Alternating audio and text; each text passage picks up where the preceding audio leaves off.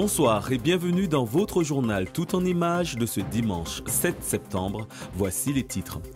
Des débuts catastrophiques dans le premier degré, des classes surchargées, des problèmes de violence dans les collèges ou lycées. Après une semaine de cours, les syndicats de l'éducation nationale tirent un bilan inquiétant de cette rentrée 2025. Des mobilisations sont à prévoir cette semaine. C'est un concept très apprécié par les gourmands, le brunch, mélange entre le petit déjeuner et le déjeuner, il séduit de plus en plus en Martinique. Tendance et convivial, c'est aussi une formule qui permet aux restaurants de dynamiser leur chiffre d'affaires. Nous vous proposons une immersion dans la 3e édition du Moment Bel Air Terre Saint-Ville, une manifestation portée par l'association AOU pour remettre la culture au cœur du quartier. Près d'une semaine après la rentrée scolaire, les élèves sont retournés sur le chemin de l'école et les professeurs ont retrouvé leur classe. Cette rentrée 2025-2026 est marquée par l'agression de la principale et de plusieurs membres de l'équipe éducative ce vendredi au collège Belle Étoile de Saint-Joseph par un élève de 14 ans. Petit bilan de cette rentrée avec Valérie Vertal-Loriot. Dans le premier degré, on a fait le point hier en FSU et les collègues du premier degré nous disaient que de mémoire de syndicalistes, ils n'avaient jamais vu une rentrée aussi catastrophique. Dans le second degré, les choses sont un petit peu différentes. On a l'impression qu'il y a à peu près des collègues un petit peu partout. La chose qui nous alerte énormément, c'est le nombre d'élèves par classe qui ne cesse d'augmenter et ce particulièrement dans les lycées. On voit des classes à 35 et des classes de seconde à 35 au lycée de Ducos, excusez-moi, au lycée Schellcher, mais pas seulement à Bellevue. Il y a quand même un certain nombre de classes qui sont surchargées. Et puis il y a des établissements aussi scolaires qui demandent à avoir des moyens supplémentaires, notamment le collège Paul Saint-Fort qui a demandé une 3e supplémentaire parce que 29 élèves par classe en classe de 3e dans un établissement d'éducation prioritaire, c'est inacceptable. Il y a aussi un mouvement qui va être lancé par les collègues du Carbet concernant les effectifs de classe. Donc au-delà du fait qu'on nous répète tous les jours qu'il y a une baisse démographique, il y a une baisse démographique dont l'État se saisit pour augmenter le nombre d'élèves par classe et ça c'est inadmissible. Puis bien sûr, il y a la situation de sécurité sur le territoire. Quand on voit ce qui s'est passé à Saint-Joseph, on est en droit de se poser un certain nombre de questions sur comment l'État perçoit la sécurité des élèves, mais aussi de l'ensemble des collègues. Et on se demande s'il n'y a pas une forme de mise en danger d'autrui quand on n'est pas en capacité d'expliquer à des collègues d'où viennent les élèves qu'ils accueillent dans les salles et quelles sont les difficultés qu'ils ont rencontrées. Philippe Petit, candidat à la présidentielle de 2027, c'est l'objectif affiché lors de la rentrée politique de l'Union démocratique écologique martiniquais. Je pense que la Martinique a besoin de clarté. Elle a besoin de mieux de France et la France a besoin de mieux de Martinique pour que cette réciprocité puisse monter par rapport à un système que nous avons souhaité en 1946, la départementalisation qui est mal exploitée, la décentralisation étant insuffisante, mais en même temps, il faut qu'on reste dans un ensemble français. Et c'est ce que je vais essayer d'exprimer à l'occasion des présidentielles, si bien entendu, j'ai l'honneur d'avoir 500 parrainages. Pour valider sa candidature, Philippe Petit devra recueillir 500 parrainages répartis sur au moins 30 départements de France. Un défi qui s'annonce de taille. Et ce n'est pas encore gagné, mais le travail que nous faisons de soubassement, en ayant écrit un livre sur les chemins buissonniers des 500 signatures, qui me permet de pouvoir naviguer dans la France avec un dossier de parrainage, nous a permis de voir environ 50 départements. Et sur ces 50 départements, on a reçu un accueil de crédibilité, ce qui est déjà pas mal. Dans cette quête, le président de l'UDEM affirme avoir obtenu plusieurs engagements de maires et d'élus locaux, des soutiens qui pèseront dans la stratégie du parti, notamment en vue des municipales 2026. En ce moment, il doit donner sa réponse pour savoir s'il va au municipal à Ducos. Mais il semblerait qu'il est favorable pour y aller, puisque vu sa démarche dans sa stratégie à la recherche des 500 signatures pour la présidentielle, ce serait anormal qu'il ne soit pas présent sur la scène politique.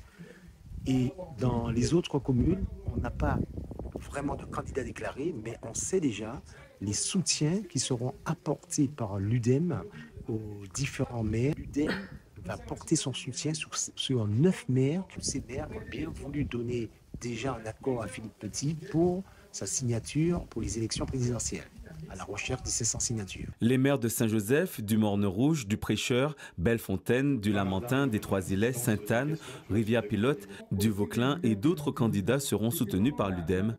Quant à l'éventuelle candidature à la mairie de Ducos, Philippe Petit préfère attendre les éventuels changements liés au vote de confiance au gouvernement prévu demain. Sa décision définitive devrait être annoncée d'ici la fin de l'année. Minimum une fois par mois, Marc-Antoine s'offre un brunch entre amis. Et en fait, c'est un petit moment qu'on aime bien puisque ça nous permet de nous rassembler autour d'un bon repas, évidemment. Et puis, quand la météo le permet, ça fait que l'expérience est meilleure. Bruncher, un verbe qui est devenu commun dans la bouche des Martiniquais. Les restaurateurs l'ont bien compris et ont décidé de surfer sur cette nouvelle vague. Il y a une demande, surtout sur ces jours-là. Samedi, dimanche, on a envie de prendre le temps, de déjeuner peut-être un petit peu plus... de prendre le petit-déj un petit peu plus tard ou le déjeuner un petit peu plus tôt. Bacon, burger, beans, gâteaux et même omelette.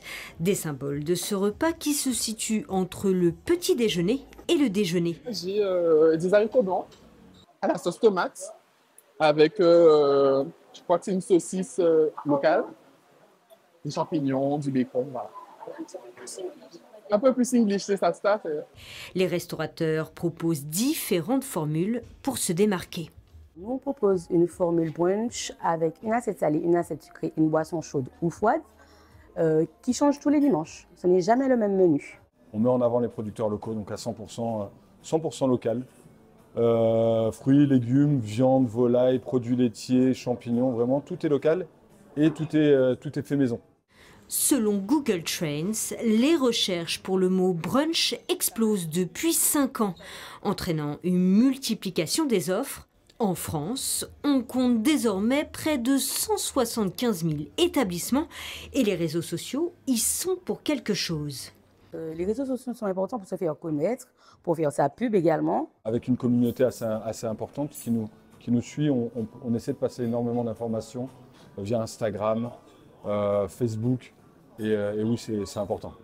Vous l'avez compris, le concept fait fureur sur l'île, d'autant plus qu'il est synonyme de convivialité, car il est souvent rare de bruncher seul.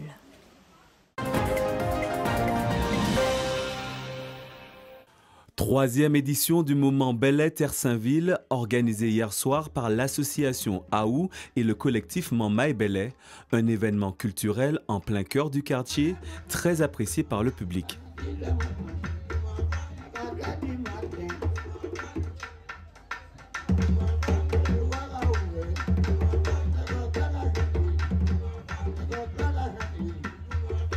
L'association AOU, c'est une association pour si, en exemple, vous voulez garder votre enfant, si vous ne voulez pas garder votre enfant, il y a des signatures de château, il y a des trucs de foot, il y a des sorties et moi j'aime bien. Je peux vous dire, c'est une très belle soirée depuis que je suis arrivée et comme c'est la 3e édition du moment Bel Air Martinique et pendant ces 3 éditions, j'ai aimé.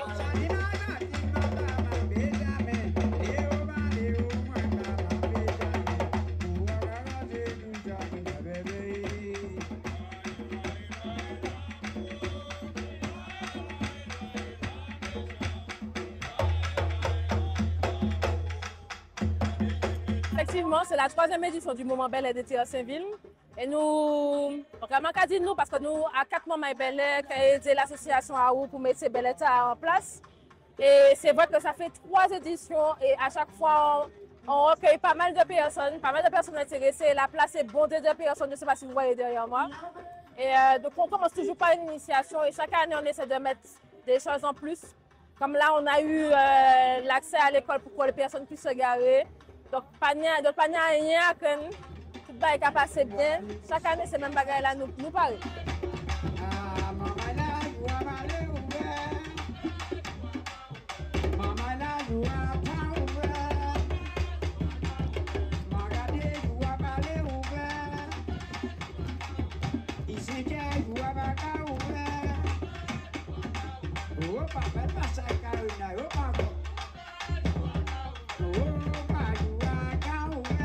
On a organisé cet événement, c'est vraiment pour amener la culture au cœur de Théophile parce que ça faisait longtemps qu'on n'entendait pas un tambour sonner au Théophile et puis aussi présenter aussi aux différentes cultures qu'il y a dans le quartier, la culture martiniquaise et puis permettre aux aînés, aux plus jeunes de se retrouver autour de ce moment-là. Tout est parti d'une initiation qu'on avait fait avec des jeunes du quartier, avec le groupe Mamaï Belin et puis on s'est dit pourquoi pas faire un moment Belin avec pour le grand public et puis c'est de là qu'est venue la première édition et aujourd'hui nous sommes à la 3e édition.